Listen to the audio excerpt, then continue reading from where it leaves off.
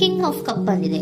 ನಮ್ಮ ಲವ್ ಲೈಫಿನ ವಿಚಾರದಲ್ಲಿ ಬ್ಯಾಲೆನ್ಸ್ ಅನ್ನ ಮಾಡಬೇಕು ಅನ್ನುವಂತಹ ಆಲೋಚನೆಯಲ್ಲಿರುವಂತಹದ್ದು ನಿಮ್ಗೆ ರೆಪ್ರೆಸೆಂಟ್ ಆಗ್ತಾ ಇದೆ. ಎಮೋಷನಲ್ ಆಗಿ ನೀವು ತುಂಬಾ ಯೋಚನೆಯನ್ನ ಮಾಡ್ತಾ ಇರುವಂತಹದ್ದು, ಒಂದು ಬ್ಯಾಲೆನ್ಸ್ ಇರಬೇಕು, ಒಂದು ರೀತಿಯ ಸ್ಟೇಬಲ್ ಆಗಿರ್ಬೇಕು ನನ್ನ ಲವ್ ಲೈಫು ಅನ್ನುವಂತಹ ಆಲೋಚನೆಯನ್ನ ಮಾಡ್ತಾ ಇರುವಂತಹದ್ದು ರೆಪ್ರೆಸೆಂಟ್ ಆಗ್ತಾ ಇದೆ. ರೀಡಿಂಗ್ ಅನ್ನ ಶುರು ಮಾಡೋಣ. ಓಕೆ, ಇನ್ ಪಾಸ್ಟ್ ಅಲ್ಲಿ ನಾನು ಇವಾಗ ರೀಡಿಂಗ್ ಅನ್ನ ತಗೋತಾ ಇರೋದು ಯಾವ್ದು ಗೊತ್ತಾ? ಸೊ ಪಾಸ್ಟ್ ನ ಬಗ್ಗೆ ಮತ್ತೆ ನಿಮ್ಮ ಲವ್ ಲೈಫಿನ ಪಾಸ್ಟ್ ನ ಬಗ್ಗೆ, ಅಟ್ ಪ್ರೆಸೆಂಟಿನ ಬಗ್ಗೆ, ಹಾಗೇನೆ ಇಮಿಡಿಯೇಟ್ ಫ್ಯೂಚರಿನ ಬಗ್ಗೆ ನಾನು ರೀಡಿಂಗ್ ಅನ್ನ ತಗೋತಾ ಇರೋದು. ಓಕೆನಾ? So bottom of the duck ಅಲ್ಲಿ ಏನಿತ್ತು? So bottom of the duck ನಿಮ್ಗೆ ಏನ್ ಬಂದಿತ್ತು? ಭಾವನಾತ್ಮಕವಾಗಿ ಯೋಚನೆ ಮಾಡುವಂತಹದ್ದು, ಒಂದು ರೀತಿಯ ಸ್ಟೇಬಲ್ ಆಗಿ ಇರಬೇಕು, ಬ್ಯಾಲೆನ್ಸ್ ಅನ್ನ ಮಾಡಬೇಕು ನಮ್ಮ ಲವ್ ಲೈಫಿನಲ್ಲಿ ಅನ್ನುವಂತಹ ಆಲೋಚನೆಯನ್ನು ಮಾಡ್ತಾ ಇರುವಂತಹದ್ದು ಕಿಂಗ್ ಆಫ್ ಕಪ್ಸ್ ನಿಮ್ಮ ಬಾಟಮ್ ಆಫ್ ದ ಡಕ್ ಅಲ್ಲಿ ಬಂದಿತ್ತು. ಅಂದ್ರೆ ನಿಮ್ಮ ಪಾಸ್ಟ್ ನಲ್ಲಿ ಏನಾಗಿತ್ತು? ಸೊ ನೀವು ಬಹಳಷ್ಟು ಯೋಚನೆ ಮಾಡಿನೇ, ನಿಮ್ಮ ಅಂತರಾತ್ಮದ ಮಾತನ್ನ ಕೇಳಿಯೇ ನೀವು ಬಹಳಷ್ಟು ಯೋಚನೆಯನ್ನ ಮಾಡಿ ನೀವು ಕೆಲವೊಂದು ಪ್ರಪೋಸಲ್ ಗಳನ್ನ ಮಾಡಿರೋ, ನಿಮ್ಮ ಲವ್ ಲೈಫಿನ ವಿಚಾರದಲ್ಲಿ ಕೆಲವೊಂದು ಪ್ರಪೋಸಲ್ ಗಳನ್ನ ಮಾಡಿರುವಂತಹದ್ದು ಅಥವಾ ಪ್ರಪೋಸಲ್ ಗಳನ್ನ ನೀವು ಸ್ವೀಕರಿಸಿರುವಂತಹದ್ದು. ಓಕೆನಾ? ಸೊ ಎಮೋಷನಲ್ ಆಗಿ ಏನಾಗಿತ್ತು? ನೀವಿಬ್ರು ಸಮಾಧಾನವಾಗಿ ಇದ್ರಿ, ಸಾಮರಸ್ಯದಿಂದ ಇರ್ತಿತ್ತು, ಮತ್ತೆ ಲವ್ ಲೈಫಿನ ವಿಚಾರದಲ್ಲಿ ಒಂದು ಫುಲ್ಫಿಲ್ಮೆಂಟ್ ಇರ್ತಿತ್ತು. ಹೌದಾ?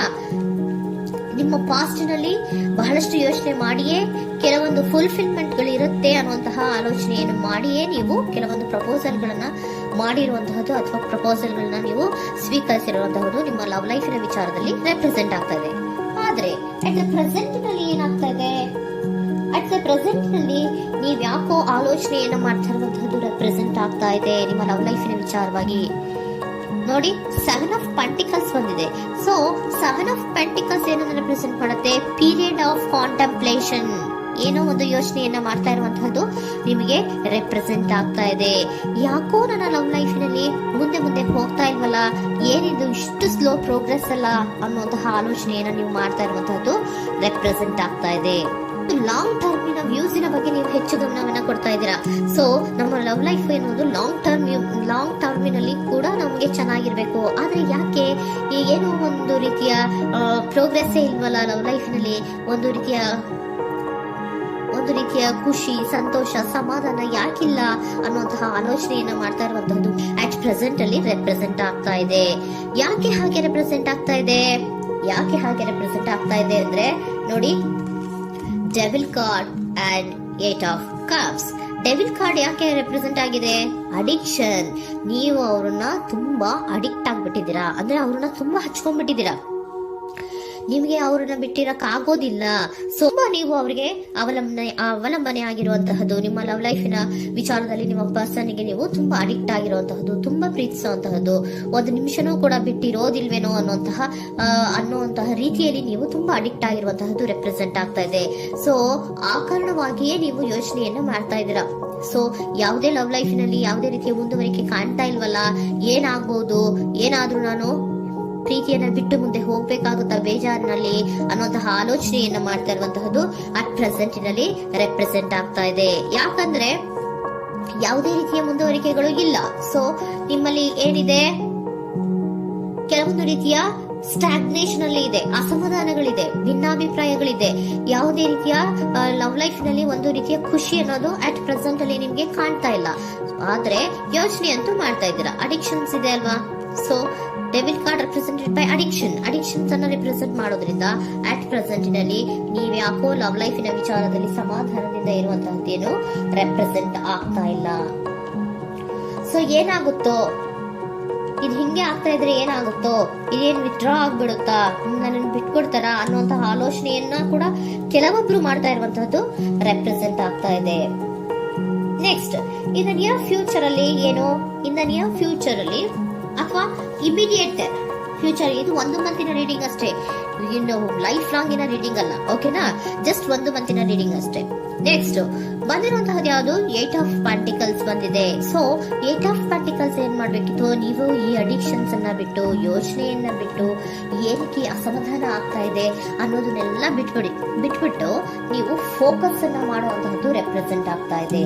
ಸೊ ಏನ್ ಫೋಕಸ್ ಮಾಡುವಂತಹದ್ದು? ಏನಾಗಿದೆ ನನ್ನ ಲವ್ ಲೈಫಿನ ವಿಚಾರದಲ್ಲಿ?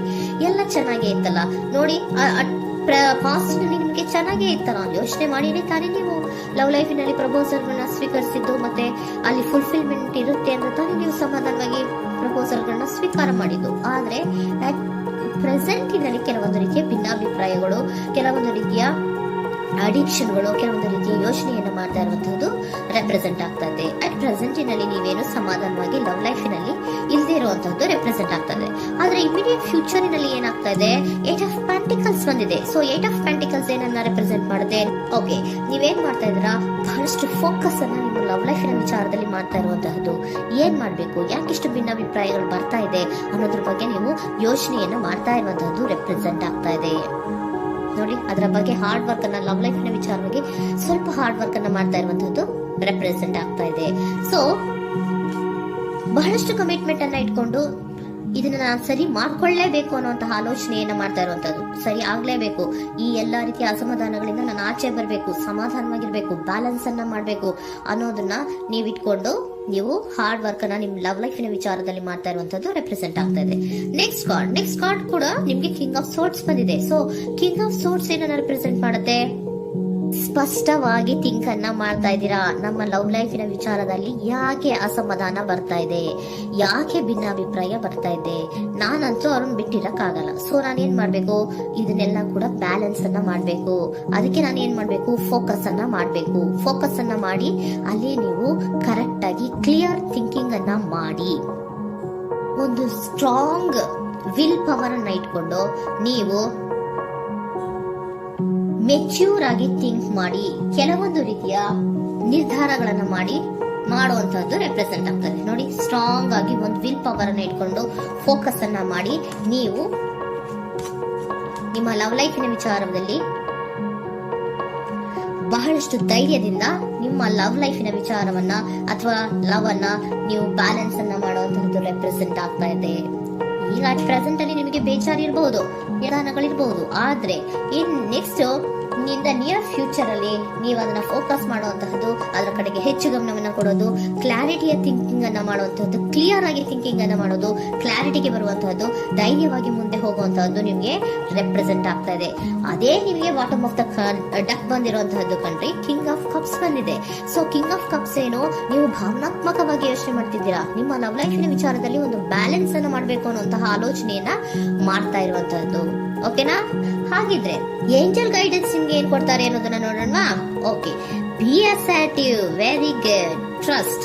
ನೋಡಿ, ದೃಢವಾಗಿ ಇರಿ, ಏನೂ ಆಗಿಲ್ಲ. ನೀವು ಅಷ್ಟೊಂದು ಯೋಚನೆಯನ್ನ ಮಾಡುವಂತಹದ್ದು ಏನೂ ಆಗಿಲ್ಲ. ಕೆಲವೊಂದು ರೀತಿಯ ವೇರಿಯೇಷನ್ಗಳಾಗಿರುತ್ತೆ. ಸೊ ವೇರಿಯೇಷನ್ಗಳಾಗಿದ್ರು ಕೂಡ ನೀವು ಫೋಕಸ್ ಅನ್ನ ಮಾಡ್ತೀರಾ, ಅದರಲ್ಲಿ ನಿಮ್ಗೇನು ನಷ್ಟ ಏನೂ ಆಗಲ್ಲ, ಅಥವಾ ನೀವೇನೂ ಕೂಡ ಕಳ್ಕೊಂಡು ನೀವು ಆಚೆ ಬರಲ್ಲ. ಫೋಕಸ್ ಅನ್ನ ಮಾಡಿ ಕರೆಕ್ಟ್ ಆಗಿ ಕ್ಲಿಯರ್ ಥಿಂಕಿಂಗ್ ಅನ್ನ ಮಾಡಿ ನೀವು ಕರೆಕ್ಟ್ ಆಗಿ ಮಾತಾಡ್ಬಿಟ್ರೆ ನಿಮ್ಮ ಲವ್ ಲೈಫ್ ನಲ್ಲಿ ಬ್ಯಾಲೆನ್ಸ್ ಅನ್ನೋದು ಬಂದ್ಬಿಡುತ್ತೆ. ಓಕೆನಾ? ಬಿ ಅಸರ್ಟಿವ್, ದೃಢವಾಗಿರಿ, ಧೈರ್ಯವಾಗಿರಿ, ಟ್ರಸ್ಟ್, ನಂಬಿಕೆಯಿಂದ ಇರಿ, ಏನೂ ಆಗಲ್ಲ. ನೀವು ಅಷ್ಟೊಂದು ಅಸಮಾಧಾನ ಮಾಡ್ಕೊಂಡು ಅಷ್ಟೊಂದು ಬೇಜಾರನ್ನ ಮಾಡ್ಕೊಂಡು ಏನಾಗ್ತಿದೆಯೋ ಅಂತ ಗಾಬರಿ ಪಡುವಂತಹದ್ದು ಏನೂ ಆಗಿಲ್ಲ.